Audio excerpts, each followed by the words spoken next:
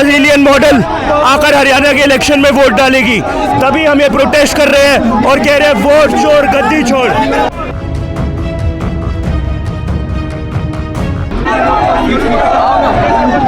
पीछे आओ, पीछे आओ।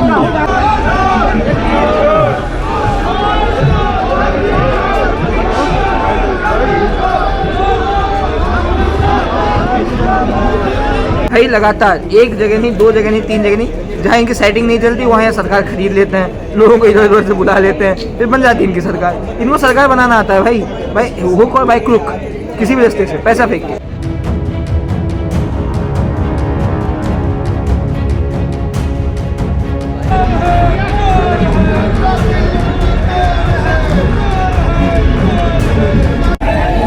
नव राजनीति देख रहे हैं आप। इस वक्त मैं NSUI के एक प्रोटेस्ट में हूँ। ये यूथ कांग्रेस के ऑफिस के बाहर, इनके मुख्यालय के बाहर ही प्रदर्शन चल रहा है। आपको बता दें, पिछले दिनों राहुल गांधी ने प्रेस कॉन्फ्रेंस करके एक ब्राज़ीलियन मॉडल का फ़ोटो दिखाया था और बताया था कि ये वोट जो है वो भारत में यानी हरियाणा राज्य में डल रहा है। उसी के खिलाफ जो है ये आज प्रदर्शन चल रहा है। आप देख सकते हैं मेरे पीछे उसी ब्राज़ीलियन मॉडल की मास्क लेकर जो है यहाँ पर लोग जो है प्रोटेस्ट कर रहे हैं। ये यूथ कांग्रेस और साफ तौर पर NSUI की छात्र जो इकाई है वो यहाँ पर प्रदर्शन कर रहे हैं। साफ तौर पर यहाँ पर जो NSUI के राष्ट्रीय अध्यक्ष हैं वरुण चौधरी, वो और उनके तमाम साथी जो हैं वो यहाँ पर प्रदर्शन कर रहे हैं। यहाँ पर चल के बात करेंगे कि किस तरीके की जो वोट चोरी का इल्ज़ाम ये सरकार पर लगा रहे हैं, उस पर भी बात करेंगे और साथ ही साथ बात करेंगे अभी आगे क्या कुछ इनकी रणनीति रहने वाली है। तो 22 वोट कैसे कर सकते हो? हरियाणा में करी 22 वोट, मोदी जी ने फ़ोन किया था, मैंने आके किया 22 वोट। तो ब्राज़ील का नागरिक भारत में कैसे वोट डाल सकता है? ये इलेक्शन कमीशन जी से पूछिए, गणेश जी से, उन्होंने सेटिंग कराई थी, मैंने कराई है वोट 22, रिकॉर्ड तो है वहीं पे। अच्छा, वोट चोरी का जो मुद्दा राहुल गांधी उठा रहे हैं, अभी क्या लगता है कि कुछ और चीज़ें और सामने आएगी? हाइड्रोजन बॉम्ब, एटम बॉम्ब, अब कौन सा बॉम्ब आने वाला है सर? भाई और बड़े बड़े बॉम्ब आने वाले हैं। अब तो के बॉम्ब आने वाला है, काशी बॉम्ब। आपने सुना होगा काशी में कि वो पोस्टल बैलेट में अपने देश के प्रधानमंत्री चुनाव हार गए थे। पोस्टल बैलेट में जो आदमी पोस्टल बैलेट में चुनाव हार गया, वो असली में लास्ट टाइम उनका मार्जिन कितना था? 4.5 लाख। इसका मार्जिन कितना बच गया? 92,000। तो उतना ही सेटिंग हो पाई काशी में 1 लाख की, उससे ज़्यादा की होती उससे ज़्यादा की मार्जिन कर लेते। तो क्या लग रहा है ये वोट चोरी जो हो रही है और सारी सेटिंग करके चुनाव जीत रही है सरकार?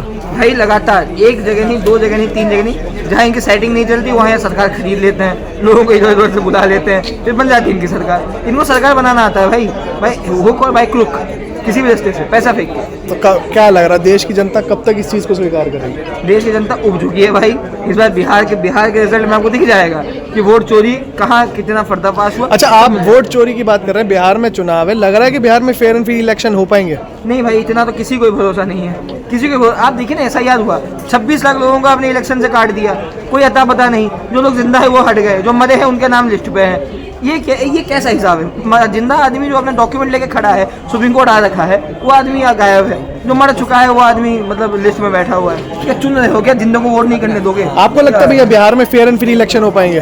बड़ा मुश्किल है जिस हिसाब से हमने हरियाणा का देखा, 12% वोट, मतलब हरियाणा में तो मिठाइयाँ बट गई थी। 12 बजे तक सारी कांग्रेस जीत रही थी, 70 सीटों से लेके फिर नीचे आती चली गई। क्या होता है?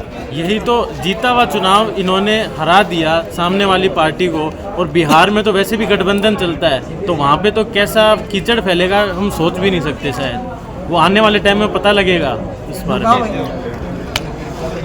ठीक है जी, कहेंगे प्रोटेस्ट है आज, क्या कुछ बोलेंगे? जैसा कि आप जानते हैं, देश भर में जो चुनाव होते हैं सब में धांधली पाई जाती है, फर्जी वोटर पाए जाते हैं। और सबसे बड़ा सवाल अभी सामने आया है कि वो कौन सी ब्राज़ीलियन लड़की है जो इंडिया में आके वोट दे रही है, उसके नाम के 22 वोटर ID हैं। ये सबसे बड़ा सवाल है। और कहीं ना कहीं ये दिखता है कि इलेक्शन कमीशन जो है वो इस धांधली में, सरकारी तंत्र सब मिला हुआ है, भाजपा मिली हुई है, और सब मिल के कहीं ना कहीं जो एक लोकतांत्रिक प्रक्रिया का हनन करना होता है, जो वोट चोरी का माध्यम है, उससे कहीं ना कहीं ये सरकार चल रही है। सबसे पहली बात, ऐसे इलेक्शन कमिश्नर को इस्तीफा देना चाहिए जो सरकारी तंत्र के दबाव में कार्य करते हैं। और हमारा ये मानना है कि ये सरकार लोकतांत्रिक नहीं है, ये सरकार बिहार में चुनाव है, लग रहा है बिहार में फेयर एंड फ्री चुनाव हो पाएगा। हमें उस पर भी शक है। आप जानते हैं जिस तरह वहाँ पे SIR की प्रक्रिया हुई, ऐसा बता दिया गया कि आप आधार कार्ड डॉक्यूमेंट वैलिड नहीं है। तो ये एक पूरी प्रक्रिया, ये एक पूरा तंत्र है जो दिखाता है कि किस तरह से चुनावों में धांधली हो रही है। लोकतंत्र को खत्म करने का पूरा प्रयास है। वोट चोर गद्दी छोड़, वोट वोट चोर किसे कह रहे हैं? वोट चोर नरेंद्र मोदी को कह रहे हैं। नरेंद्र मोदी जो भारत के प्रधानमंत्री हैं वो वोट चोर हैं, और डंके की चोट पे ये बात कहता हूँ कि नरेंद्र मोदी जी वोट चोरी करके प्रधानमंत्री बने हैं।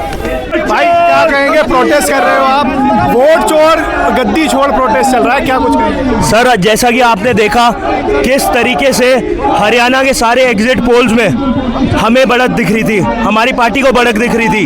जब बैलेट खुले तब पोस्टल बैलेट में भी हम लोग आगे थे।